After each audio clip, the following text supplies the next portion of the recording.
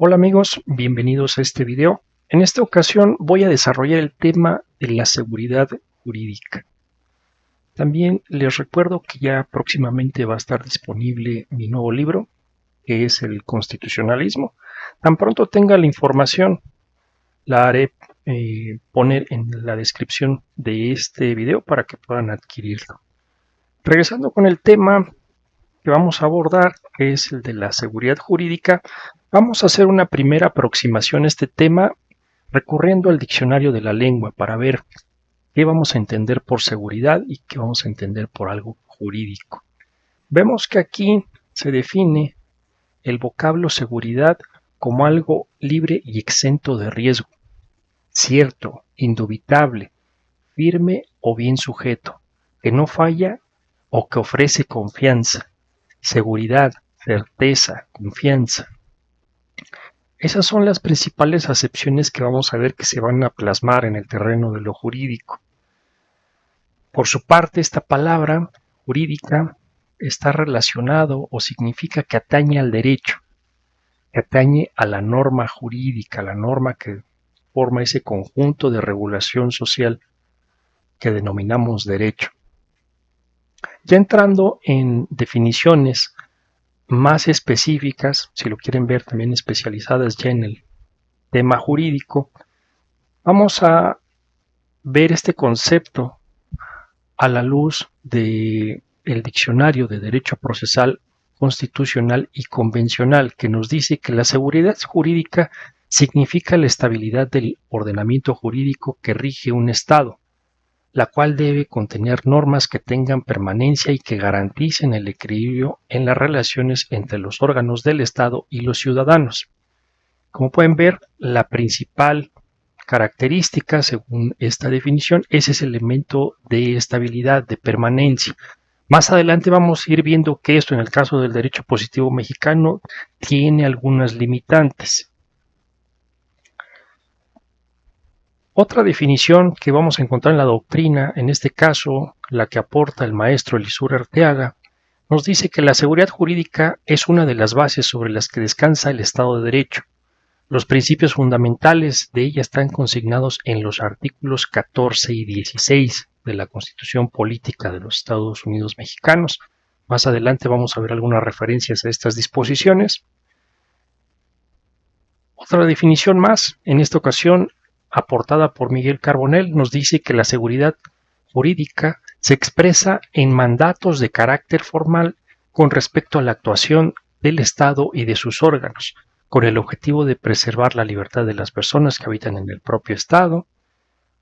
Y también nos dice, como escribe Gregorio Peces Barba, en su dimensión de justicia formal, la función de la seguridad jurídica ayuda a limitar el voluntarismo del poder y crear sensación de libertad en los ciudadanos. Más adelante vamos a ver que esto es bastante importante, porque la seguridad jurídica, una de sus implicaciones es eliminar o reducir al mayor grado de lo posible las cuestiones arbitrarias. Por su parte, Villoro Todanzo, aquí ya empieza él a hablar. Vamos, si se fijan, aquí ya estamos hablando de certeza jurídica, que fue una de las acepciones que vimos en un inicio de la palabra seguridad. Él habla de certeza jurídica y también habla de seguridad jurídica. Respecto de la certeza, nos dice que la justicia no puede existir si no hay estabilidad y uniformidad en la aplicación de leyes, es decir, los súbditos deben saber a qué se pueden atener respecto de qué conductas son protegidas por las leyes y cuáles otras son condenadas por las mismas. Aquí ya vamos viendo un tema que también se va a relacionar con el principio de previsibilidad normativa. La seguridad jurídica en su dimensión de certeza tiene que habilitar a toda la población, y es decir, a todos los destinatarios de las normas jurídicas, tiene que habilitarlos para conocer con precisión qué sí está permitido y qué no está permitido. En otras palabras, qué está autorizado, qué está prohibido, para de esa forma orientar su conducta. Y respecto del principio de seguridad jurídica, Villoro Toranzo nos dice que la justicia no puede existir si no se obedecen las decisiones de los tribunales. Más adelante vamos a ver esto cómo se manifiesta en el derecho positivo mexicano, pero aquí vemos que también hay un elemento de seguridad jurídica implícito en la ejecución de las determinaciones judiciales, de las sentencias. El diccionario de Derecho Procesal Constitucional y Convencional nos dice que existen diversos elementos en esta noción de seguridad jurídica. Tenemos el elemento de certeza, es un conocimiento seguro, claro y evidente de las normas jurídicas existentes, la eficacia del derecho, que significa que las normas jurídicas tengan la capacidad de producir un buen efecto, la ausencia de arbitrariedad, significa que al aplicar normas jurídicas prevalezca la justicia. Aquí podríamos agregar también el tema de estabilidad que vimos ya en alguna definición, tanto de un diccionario como de la doctrina jurídica. Y quiero, por ejemplo, en el tema de certeza jurídica, hacerles una recomendación. Hay un video que lo pueden encontrar fácilmente en YouTube sobre Aaron Swartz y me gustaría que vieran ese documental y véanlo a la luz de la certeza jurídica. Van a ver en la trama de ese video que ya al final de la vida de Aaron Swartz tuvo un problema bastante grave que estaba involucrado con este tema de la certeza jurídica. Y contrástenlo, por ejemplo, si estás viviendo en México o en algún otro país en el cual toda la población tiene a su disposición todo el derecho aplicable, van a ver los contrastes y es algo pues, simplemente para reflexionar. Ahora vamos a ver algunas cuestiones, pero que ya tienden al derecho positivo mexicano. Ya habíamos visto algunas referencias con el maestro Elisur Arteaga, los artículos 14 y 16. Por ejemplo, en el artículo 14 tenemos a ninguna ley se dará efecto retroactivo. Aquí tenemos ya presente ese elemento de estabilidad, de permanencia, de la noción misma de seguridad, en perjuicio de persona alguna. Luego dice, nadie podrá ser privado de la libertad o de sus propiedades, posesiones o derechos, sino mediante juicio seguido ante los tribunales previamente establecidos.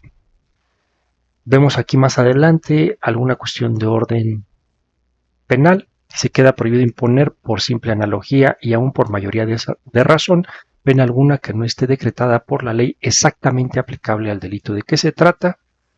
Y vemos aquí también, nos dice, en los juicios del orden civil, la sentencia definitiva deberá ser conforme a la letra o a la interpretación jurídica de la ley. Y aquí vale la pena hacer algún comentario respecto de este párrafo que estamos viendo, porque ¿qué está implicando aquí la redacción del artículo 14? Está reconociendo que nosotros podemos acceder al conocimiento de la norma jurídica por la vía de la literalidad misma de la ley. Más adelante vamos a ver cómo esto tiene repercusiones. De tal suerte que la sentencia, las resoluciones judiciales deben apegarse al sentido literal de las leyes que expida el legislador. También vamos a ver aquí en el artículo 16 algunas referencias también a este tema de seguridad jurídica. Aquí se establece que nadie puede ser molestado en su persona sino en virtud de mandamiento escrito de la autoridad competente en que funde y motive la causa legal del procedimiento. A grandes rasgos también una nota distintiva que podemos ir detectando en estas redacciones es que el artículo 14, en específico su segundo párrafo, habla de los actos privativos y también el artículo 16 aquí está hablando de actos de molestia. Entonces, si quieres abundar más en estos temas, ve viendo en doctrina qué ha implicado esa diferencia entre actos privativos y actos de molestia. También puedes ver alguno que otro criterio jurisprudencial. Vemos también la redacción del artículo 16 es bastante extensa. También hay algunas cuestiones que van a tocar a la materia penal.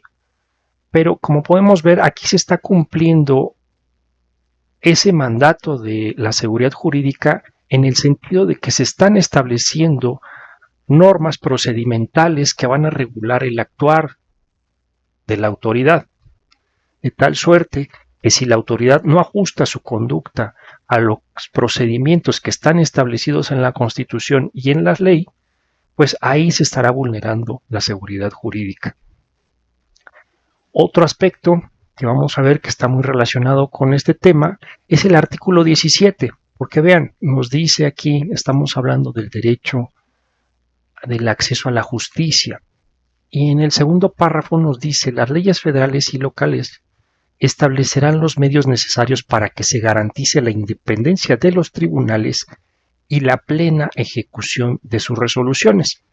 Ustedes recordarán que vimos tanto con Villoro como en el diccionario de Derecho Procesal Constitucional y Convencional que se hablaba de ese elemento de garantizar la efectiva realización de lo establecido en una sentencia, que se cumple efectivamente con las resoluciones judiciales. Pues aquí tenemos su manifestación en el derecho positivo.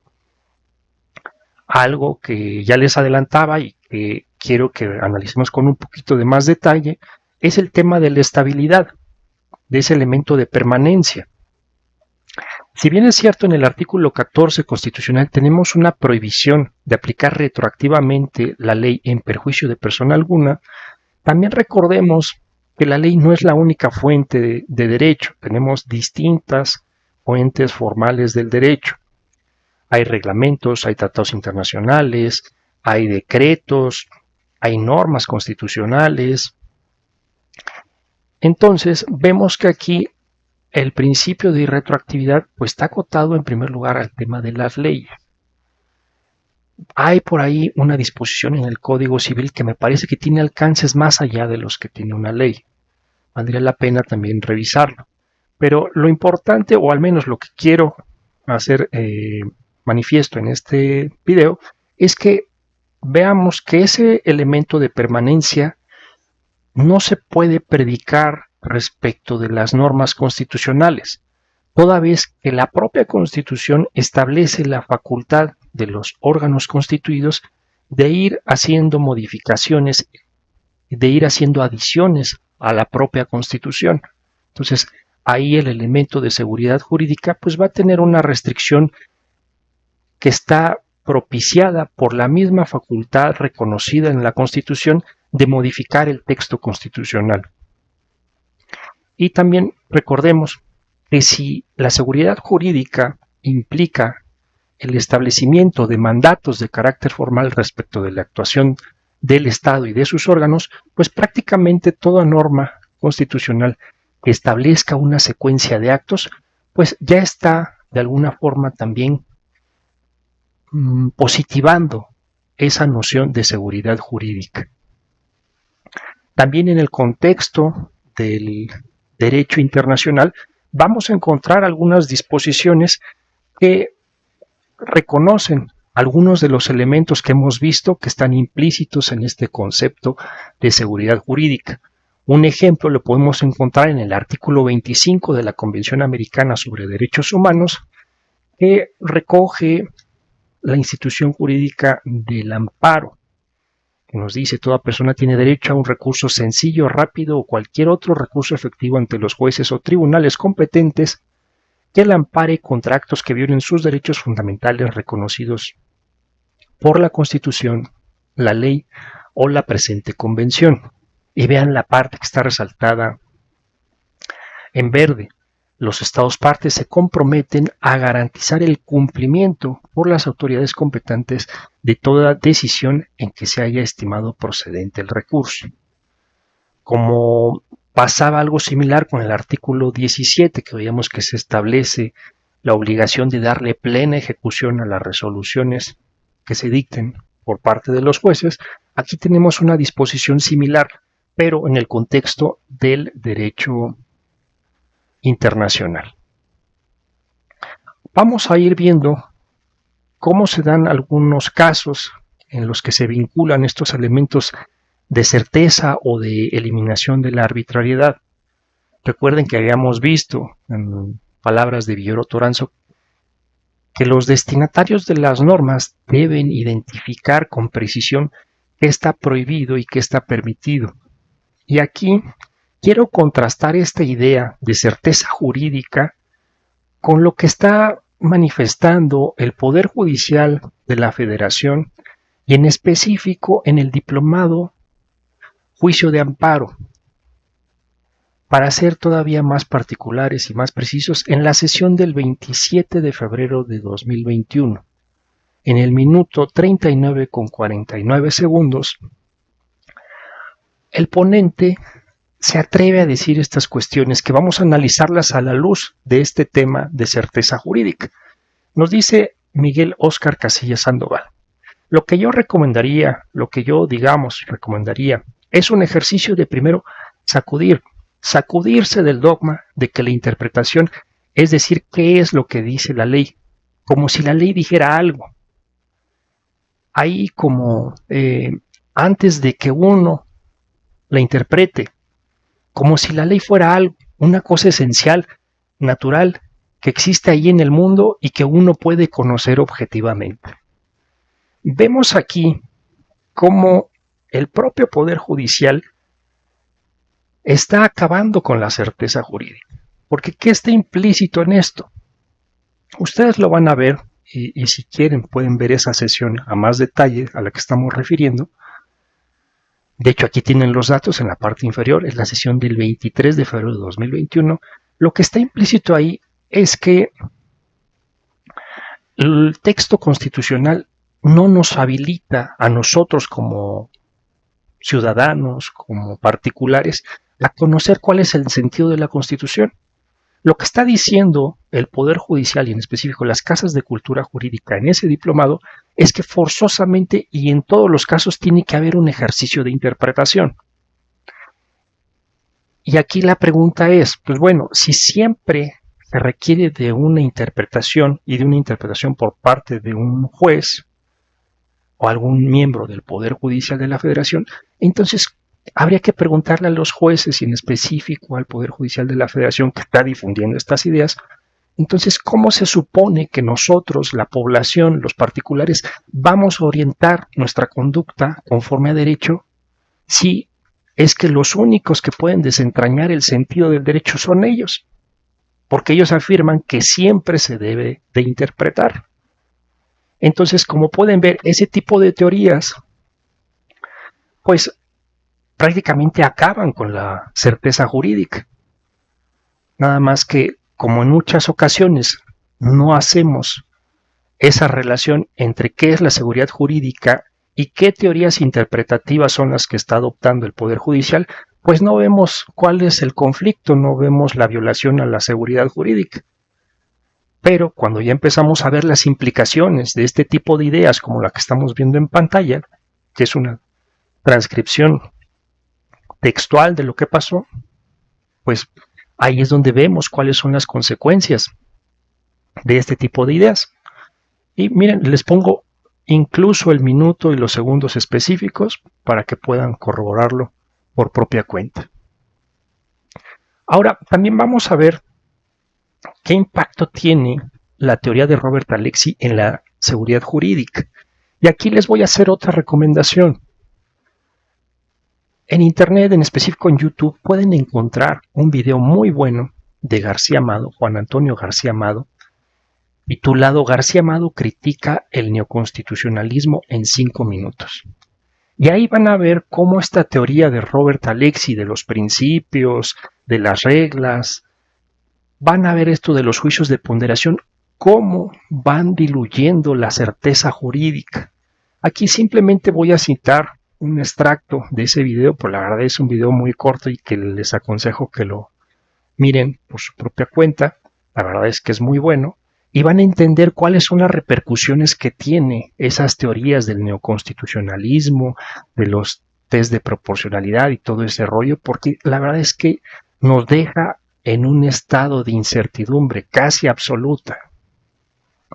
Aquí, citando a García Amado, dice Robert Alexy, uno de los padres de este neoconstitucionalismo y principialismo, dice que no solo hay reglas y principios, y que toda regla puede ser derrotada por un principio.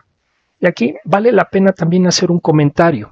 En las definiciones que da el propio Robert Alexy de reglas y principios, vamos a encontrar que él no da una definición, no da elementos esenciales que sean atingentes a la estructura de cada una de esas expresiones del deber jurídico.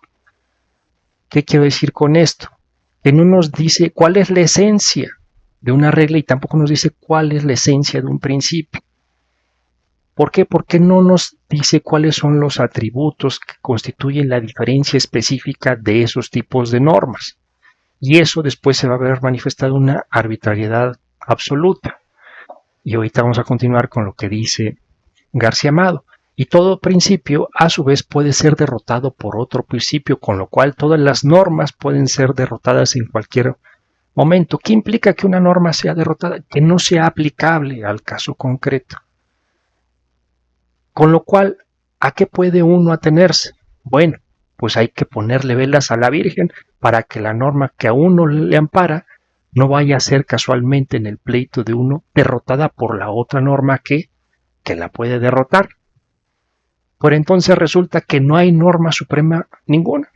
Pues sí, ¿cuál es el efecto práctico de esa teoría del neoconstitucionalismo, de la teoría de Robert Alexy aplicada? Es que prácticamente no va a haber una norma jurídica suprema. No va a haber una norma jurídica que se señale como aquella que va a regular siempre y que va a ser la ley suprema de un determinado lugar, porque siempre va a haber la posibilidad de que esa norma jurídica sea derrotada. Entonces, hay algunas expresiones que nos deben servir de alerta, de alarma, porque cuando estamos viendo que en el discurso jurídico se usan ese tipo de expresiones, prácticamente lo que se está haciendo, se está eliminando la certeza jurídica.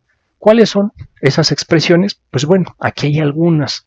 Por ejemplo, cuando vean que nos dicen que hay que distinguir entre disposición y norma, esto, por ejemplo, lo vimos en el caso del diplomado en juicio de amparo, ahí están los datos, ahí se hace, por ejemplo, ese tipo de distinciones, nos dicen que prácticamente si nosotros observamos el texto de una constitución, ahí todavía no estamos observando la norma, sino que todavía la norma va a ser producto de un proceso de interpretación. También cuando veamos que nos dicen es que no existen derechos absolutos, y esto es una derivación de toda norma jurídica, es derrotable. También cuando vean que se habla de juicios de ponderación, del test de proporcionalidad, o que están hablando de la distinción entre reglas y principios, hay que tener mucho cuidado, porque ahí lo que está pasando es que por medio de cuerpos teóricos, prácticamente ideologías, están diluyendo la certeza que nos aporta una norma constitucional y de cualquier otro carácter, que prácticamente pueden aplicar estas mismas técnicas o estos cuerpos teóricos a conflictos de naturaleza legal o de naturaleza reglamentaria. Y vamos a ver también cuál es el caso más grotesco, pero que no obstante se habla de seguridad jurídica. La aberración es cuando en nombre de la seguridad jurídica los juzgadores nos dicen que hay que preservar una resolución sin importar que viole derechos humanos. Vamos a suponer que estamos en un procedimiento ordinario y en ese procedimiento ordinario se cometió algo, por ejemplo, que no se desahogaron las pruebas, no hubo un emplazamiento, cosas muy graves. Llega el momento, se dicta la sentencia y van a ver ustedes que hay muchos criterios jurisprudenciales que dicen, no, es que ya hay cosa juzgada, ya hay una sentencia, ya hay una resolución y ya no la podemos modificar porque eso implicaría violar la seguridad jurídica. Y vean qué mal uso se hace de esta expresión. Porque si estamos hablando de un procedimiento irregular, no podemos hablar o no podemos atribuirle el calificativo de jurídico. El jurídico es aquello que es conforme a las normas, en este caso a las normas del derecho. Entonces, si quieren llamarle de alguna otra cosa, llámenle, no sé, vamos a preservar la cosa juzgada, vamos a preservar la apariencia de algo que puede o no ser jurídico, pero no le llamen seguridad jurídica, porque sería preservar precisamente una resolución que es antijurídica, es precisamente lo contrario. Y este problema en específico es relevante porque van a ver que muchas veces el Poder Judicial lo que hace es subordinar prácticamente todos los derechos humanos a ese principio de seguridad jurídica, siendo que lo subyacente es una norma irregular, siendo lo que lo subyacente es una sentencia que es contraria a derecho, y no obstante ello la califican como una cuestión de seguridad jurídica. Afortunadamente ya se ha abordado de alguna forma estos temas y les pongo el caso de esta sentencia de la Corte Interamericana de Derechos Humanos. Aquí tienen cuáles son los datos de identificación de esta sentencia y aquí se habla de algo, miren, se habla del fenómeno de la cosa juzgada aparente. Cuando del análisis fáctico es evidente que la investigación y el procedimiento y las decisiones judiciales no pretendían realmente esclarecer los hechos sino obtener la absolución de los imputados. ¿Qué nos está diciendo aquí? Que hubo un procedimiento irregular, que hubo un procedimiento que no siguió el debido proceso, entonces la resolución que se dicte no va a ser producto, no va a ser jurídica. ¿Por qué? Porque precisamente se violó el debido proceso, se violaron las normas jurídicas que rigen a los procedimientos jurisdiccionales. Entonces ahí no podemos hablar de un caso de seguridad jurídica. Y hasta incluso vean aquí, me agrada que use esa palabra de es una cosa juzgada aparente, porque la resolución presupone, y también la cosa juzgada, presupone la existencia de un procedimiento regular, de un procedimiento válido, un procedimiento en el cual se hayan respetado las normas del debido proceso. Entonces, también es importante que vean que ya, gracias a Dios, ha ido permeando estas ideas y ya no se ha hecho de la seguridad jurídica algo inexorable, algo que no admita excepciones. Y ya hemos visto que muchas veces no es seguridad jurídica, simplemente es preservar la apariencia de algo que es jurídico, pero podemos ya encontrar, por ejemplo, este caso del amparo en revisión, en el cual ya se empiezan a admitir algunas excepciones a la cosa juzgada. Y esto, por ejemplo, en el caso del interés superior de la niñez. Aquí, por ejemplo, dice, si bien la cosa juzgada implica la imposibilidad de volver a discutir lo que decidió en juicio, dice, dichos principios no pueden prevalecer frente al derecho que tiene el menor para indagar y conocer la verdad de su origen. Entonces, ya empiezan a haber algunos reconocimientos por parte del Poder Judicial de que eso que muchas veces vendría siendo la excusa o el pretexto para el cual no respetar el resto de los derechos humanos, pues ya va teniendo ciertas excepciones, ya no es algo absoluto. También quiero que veamos este tema a la luz. Ya hemos visto que la certeza jurídica implica que nosotros sepamos cuál es el derecho aplicable, pero puede haber quien diga que tal vez es una exageración. Y vean, vamos a poner este caso. Esta es una tesis de jurisprudencia del Pleno de la Suprema Corte de Justicia. Es una jurisprudencia que afortunadamente el día de hoy ya ha sido modificada, ya ha sido superada, pero quiero que vean cómo se atrevía el Poder Judicial de la Federación a ir en contra de la literalidad de la Constitución. Nos dice, por ejemplo, el rubro dice control difuso de la constitucionalidad de normas generales. No lo autoriza el artículo 133 de la Constitución. El texto expreso del artículo 133 de la Constitución Federal previene que los jueces de cada estado se arreglarán a dicha Constitución, leyes y tratados a pesar de las disposiciones en contrario que pueda haber en las constituciones o leyes de los estados. Y ahí cierra comillas el Pleno de la Suprema Corte y dice, en dicho sentido literal llegó a pronunciarse la Suprema Corte de Justicia, Sin embargo, la postura sustentada con posterioridad por este alto tribunal de manera predominante ha sido en otro sentido, es decir, les vale gorro lo que dice la Constitución. Y aquí habría que preguntarse, bueno, entonces, ¿en dónde queda la seguridad jurídica? Y vean también lo que ya les adelantaba de cómo se hace un abuso, como, pues sí, totalmente descabellado de la labor interpretativa.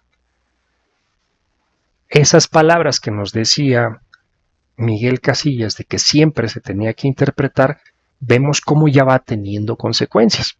Porque si decimos que siempre se tiene que interpretar, pues entonces nosotros los particulares, los simples mortales, no estamos en facultades de conocer cuál es la Constitución. Lo cual, pues la verdad, hasta incluso desde una cuestión de previsibilidad normativa es algo absurdo. ¿Cómo quieren los jueces que ajustemos nuestra conducta al derecho si solamente ellos son quienes son capaces de conocer el derecho? Entonces, vean a qué absurdos y a qué cosas tan grotescas llega estas teorías interpretativas que van vulnerando la certeza jurídica. Otra manifestación más la vamos a encontrar, por ejemplo, este fue de un comunicado de prensa, en el cual la segunda sala de la Suprema Corte de Justicia nos dice que el INAI cuenta con atribuciones para emitir normas generales, es decir, para legislar.